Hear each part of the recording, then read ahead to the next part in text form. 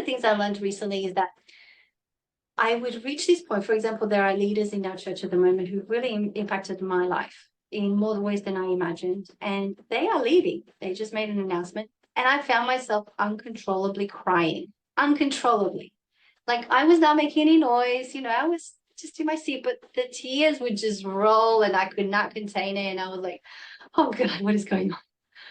But I recognized that they really had touched my life, even though we didn't closely connect. So there's relationships in which you can really glean from people.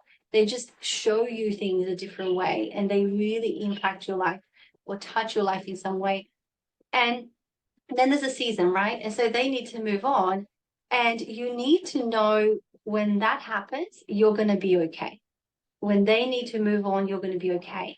And there's something that you can then use from what they've given to you and imparted into you to then carry on a legacy of whatever the qualities that you had gleaned from them or that really touched your life, right? And it's important when you do have to part ways, just to know that you can do so respectfully. Even if you have a relationship where there's a bit of tension and there's, been some difficulties, know how to apologize, know how to respectfully say things and really honor those people. Because at the heart of everything, when we really think about how we do life, there's a human there and their humanness matters, right? And I learned that when you recognize the human, then you can connect on a deeper level with the needs of that person. You can connect on a deeper level with their purpose.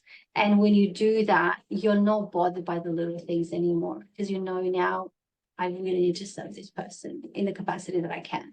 But I can also put up really healthy boundaries. I know my limits. I know what I can give. And one example of healthy boundaries is like, I know I'm an introvert. I cannot spend endless hours within a social environment or be at a party and not know when to go. Like that is not me. You are not going to find me there past 10 o'clock, right? There is a limit and there's a clear limit that I just uphold because I know that if I allow these boundaries to fall, I'm really going to suffer. Like I collapse physically, I collapse mentally. And so, yeah, I think honor who you are, allow the other person to be who they are, respectfully know how to do relationship and how to say the hard things, but have the hard conversations. Do not neglect those because they will not, if you don't have those hard conversations, they are the stumbling blocks to your relationship being all that it can be. And then respectfully just know when the time is up, how to release those people and how to bless them.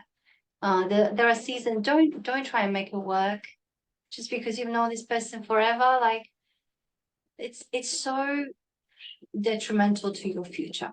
It really is. A lot of people who try and hold on, and you just know then that that's a crutch. That's a crutch you need to hold on to, and you have not learned how to be independent. So if a person, and there are people that you will hold on to, but they also need to know or want to be there, right? They will desire to be with you and do the thing that you do.